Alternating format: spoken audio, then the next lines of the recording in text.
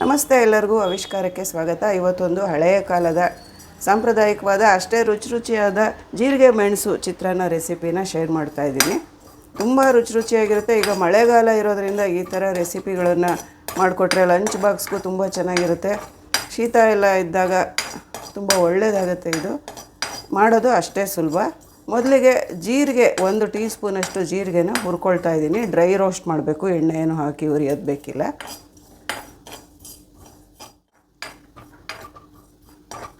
ಜೀರಿಗೆ ಹುರಿದಿದ್ದಾಯಿತು. ಈಗ ಇದನ್ನು ತೆಕ್ಕೊಳ್ತಾ ಇದ್ದೀನಿ.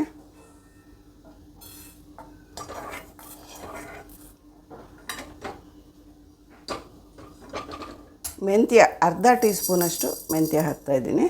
1 ಟೀ ಸ್ಪೂನಷ್ಟು ಜೀರಿಗೆ ಹಾಕಿದ್ದೆ, ಅರ್ಧ ಟೀ ಸ್ಪೂನಷ್ಟು ಮೆಂತ್ಯ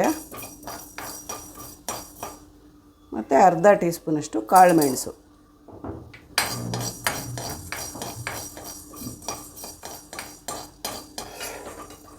ಇದನ್ನು ಮಿಕ್ಸರ್ ಜಾರಲ್ಲಿ ಹಾಕ್ಕೊಂಡು ಪುಡಿ ಮಾಡ್ಕೊಳ್ಬೋದು, ಇಲ್ಲ ಕುಟ್ಕೊಂಡು ರೆಡಿ ಮಾಡ್ಕೊಳ್ಬೋದು.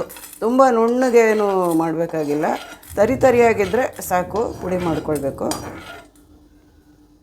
ಈಗ ಒಗ್ಗರಣೆಗೆ ರೆಡಿ ಮಾಡ್ಕೊಳ್ಳೋಣ. ಎಣ್ಣೆ ಹಾಕ್ತಾಯಿದ್ದೀನಿ ಬಾಣಲೆಯಲ್ಲಿ. ಸಾಸಿವೆ, ಮಿಕ್ಸ್ ಮಾಡಿ ಇಟ್ಕೊಂಡಿರೋ ಉದ್ದಿನಬೇಳೆ ಕಡಲೆಬೇಳೆ 2 1 ಟೀ ಸ್ಪೂನಷ್ಟು ತೊಗೊಂಡಿದ್ದೆ. ಕರಿಬೇವಿನ ಸೊಪ್ಪು,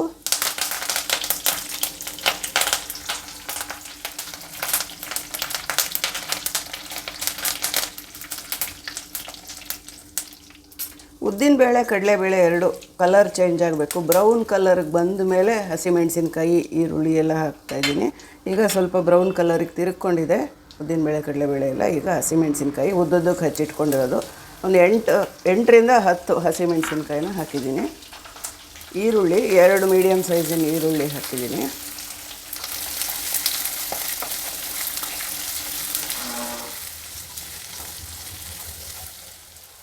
ಜಜ್ಜಿಟ್ಕೊಂಡಿರೋ ಬೆಳ್ಳುಳ್ಳಿ, ಒಂದು 10 ಎಸಳು ಬೆಳ್ಳುಳ್ಳಿನ ಜಜ್ಜಿಟ್ಕೊಂಡಿದ್ದೀನಿ. ಇದು ಹಾಕೋದ್ರಿಂದ ಒಳ್ಳೆ ಫ್ಲೇವರ್ ಬರುತ್ತೆ, ರುಚಿ ಕೂಡ ಚೆನ್ನಾಗಾಗುತ್ತೆ. ಆದರೆ ಬೆಳ್ಳುಳ್ಳಿ ತಿಂದೇ ಇರೋರು ಇದನ್ನು ಸ್ಕಿಪ್ ಮಾಡಬಹುದು. ಇದರ ಜಾಗದಲ್ಲಿ ಹಿಂಗೆ ಬೇಕಾದ್ರೆ ಹಾಕ್ಕೊಳ್ಬೋದು.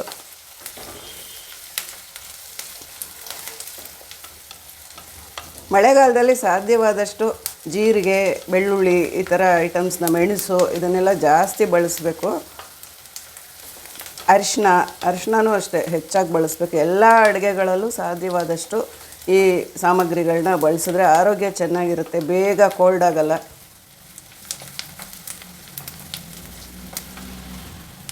ಈರುಳ್ಳಿ ಮೆಣಸಿನ್ಕಾಯಿ ಎಲ್ಲ ಚೆನ್ನಾಗಿ ಬಾಡ್ತಾ ಇದೆ. ಈ ಸ್ಟೇಜಲ್ಲಿ ಅರಿಶಿನ ಪುಡಿ ಹಾಕ್ತಾಯಿದ್ದೀನಿ. ಅರಿಶಿನ ಪುಡಿ ಅರ್ಧ ಟೀ ಸ್ಪೂನಷ್ಟು. ಪುಡಿ ಮಾಡಿ ಇಟ್ಕೊಂಡಿದ್ದು ಮೆಂತ್ಯ ಜೀರಿಗೆ ಮೆಣಸು ಪೌಡ್ರು ಇಷ್ಟು ತರಿಯಾಗಿ ಮಾಡ್ಕೊಂಡಿದ್ದೀನಿ. 2 ಟೀ ಸ್ಪೂನಷ್ಟು ಹಾಕಿದೆ.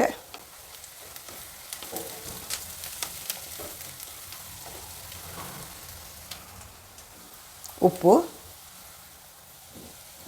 1.5 ಟೀ ಸ್ಪೂನಷ್ಟು ಉಪ್ಪು ಹಾಕಿದ್ದೀನಿ. ಮತ್ತು ಹುಣಸೆ ರಸ ಒಂದು 3 ಟೇಬಲ್ ಸ್ಪೂನಷ್ಟು ಹುಣಸೆ ರಸ ಇಲ್ಲಿ ಹಾಕಿದ್ದೀನಿ.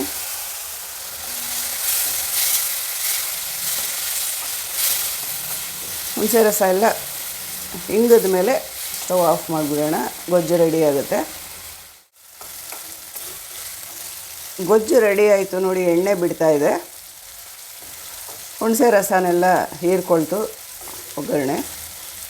ಈಗ ಎಣ್ಣೆ ಬಿಡ್ತಾ ಇದೆ ಅಂದರೆ ಇದಾಯಿತು ಅಂತ. ಈಗ ಕೊತ್ತಂಬರಿ ಸೊಪ್ಪು ಹಾಕ್ತಾಯಿದ್ದೀನಿ ಮತ್ತು ಸ್ಟವ್ ಆಫ್ ಮಾಡ್ತಾಯಿದ್ದೀನಿ. ಸ್ಟವ್ ಆಫ್ ಮಾಡಿದ್ಮೇಲೆ ಇದಕ್ಕೆ ಅನ್ನ ಹಾಕಿ ಕಲಿಸ್ತೀನಿ. ಸ್ವಲ್ಪ ಗೊಜ್ಜನ್ನ ತೆಗೆದಿಟ್ಕೊಳ್ಬೋದು. ಈ ಗೊಜ್ಜು ತಿಂಗಳವರೆಗೂ ಇಟ್ಕೊಳ್ಬೋದು ಫ್ರಿಜ್ಜಲ್ಲಿ, ಬೇಕಾದಾಗ ಅನ್ನ ಮಾಡ್ಕೊಂಡು ಕಲಿಸ್ಕೊಳ್ಬೋದು. ಈಗ ಎಷ್ಟು ಬೇಕೋ ಅಷ್ಟು ಕಲಿಸ್ತೀನಿ ನಾನು. ಸ್ವಲ್ಪ ಗೊಜ್ಜನ್ನ ತೆಗೆದಿಟ್ಕೊಂಡು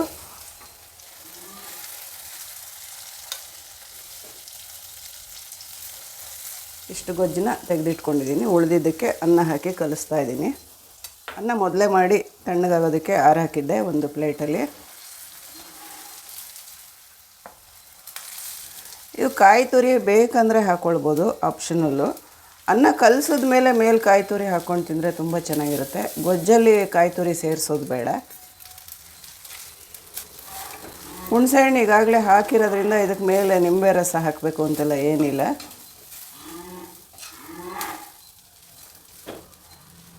ಕಡಲೆಕಾಯಿ ಬೀಜನೂ ಅಷ್ಟೇ ಮೊದಲೇ ಒಗ್ಗರಣೆ ಮೇಲೆ ಹಾಕ್ಬಿಟ್ರೆ ಮೆತ್ತಗಾಗುತ್ತೆ, ಗರಿ ಗರಿಯಾಗಿ ತಿನ್ನೋಕ್ಕೆ ಚೆನ್ನಾಗಿ ಸಿಗಲ್ಲ.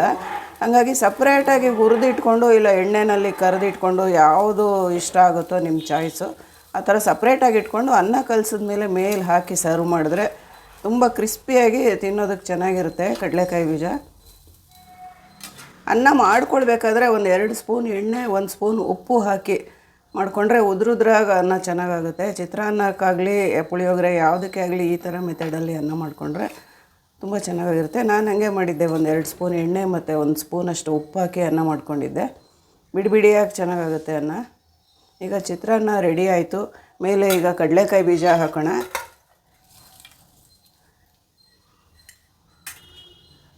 ಕಾಯಿ ತುರಿನೂ ನಾನು ಅನ್ನ ಎಲ್ಲ ಕಲಸಿದ ಮೇಲೆ ಹಾಕಿ ಸರ್ವ್ ಮಾಡೋದು ಪ್ರಾಕ್ಟೀಸು. ಈ ಥರ ಮಾಡೋದ್ರಿಂದ ತುಂಬ ಚೆನ್ನಾಗಿರುತ್ತೆ.